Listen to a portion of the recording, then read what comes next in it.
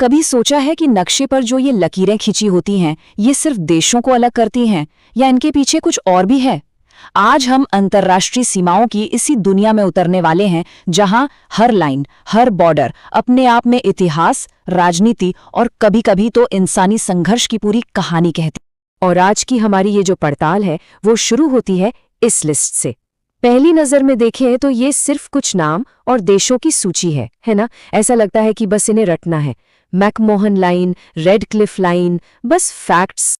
पर क्या हो अगर ये सिर्फ नाम न हो? क्या हो अगर इन लकीरों के पीछे छिपी हो पूरी की पूरी दास्तानें? चलिए पता लगाते हैं कि आखिर ये लकीरें हमें सुनाना क्या चाहती हैं। तो सबसे पहले बात करते हैं अक्षांश से बनी सीमाओं के। मतलब ये वो बॉर्डर्स हैं जिन्हें ग्लोब पर खींची सीधी सीधी लैटिट्यूड लाइंस के हिसाब से बना दिया गया। सुनने में तो काफी आसान और साफ सुथरा तरीका लगता है, नहीं? अब देखिए, एक ही आइडिया से दो कितनी अलग अलग कहानियां निकलती हैं। एक तरफ है 38th पैरेलल, जो नॉर्थ और साउथ कोरिया को अलग करती है। ये दुनिया की सबसे ज्यादा तनाव वाली जगहों में से एक है। और वहीं दूसरी तरफ है 49th पैरेलल, ये अमेरिका और कनाडा के बीच है, जिसे दुनिया का सबसे लंबा और शांतिपूर्ण बॉर्डर माना जाता है। सोचिए, तरीका एक ही पर अंजाम बिल्कुल अलग।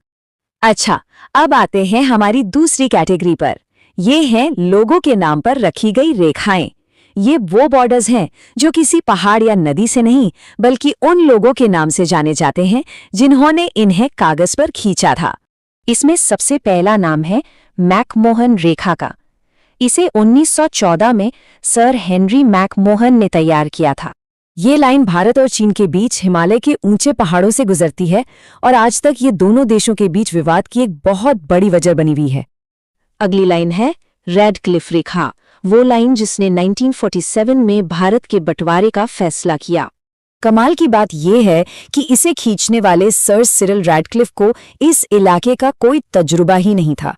उन्होंने सिर्फ 5 हफ्तों में भारत और पाकिस्तान के बीच एक लकीर खींचकर लाखों लोगों का मुस्तकबिल तय कर दिया।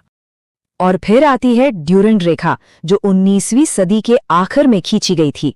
ये लाइन पाकिस्तान और अफगानिस्तान को तो अलग करती है, पर इसने एक ही समुदाय, पश्तून समुदाय, को 2 देशों में बांट दिया और वो तनाव आज भी उस इलाके में महसूस किया जा सकता है।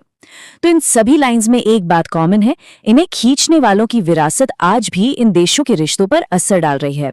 और अब हम अपनी तीसरी और आखिरी कैटेगरी पर आते हैं, युद्ध की सीमा रेखाएं। देखिए, ये कोई परमानेंट बॉर्डर्स नहीं थे, बल्कि जंग के दौरान डिफेंस के लिए बनाई गई लाइंस थीं। यहाँ पे लड़ाई और संघर्ष ने भूगोल को एक नया रूप दिया। Hindenburg line, Maginot line, Mannerheim line, ये सारे नाम मिलिट्री स्ट्रैटेजी और डिफेंस की कहानियां सुनाते हैं। ये सिर्फ नक्शे की लकीरें नहीं थीं, बल्कि ये जमीन पर खोदी गई खाइयां थीं, मजबूत किलेबंदियां थीं। तो हमने क्या समझा? एक बॉर्डर को कई तरीकों से बनाया जा सकता है।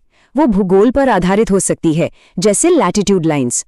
वो राजनीति से तय हो सकती है, जहां कुछ लोगों के नाम इतिहास का हिस्सा बन जाते हैं। और हाँ, वो जंग का नतीजा भी हो सकती है, जो डिफेंस लाइंस की शक्ल में उभरती है।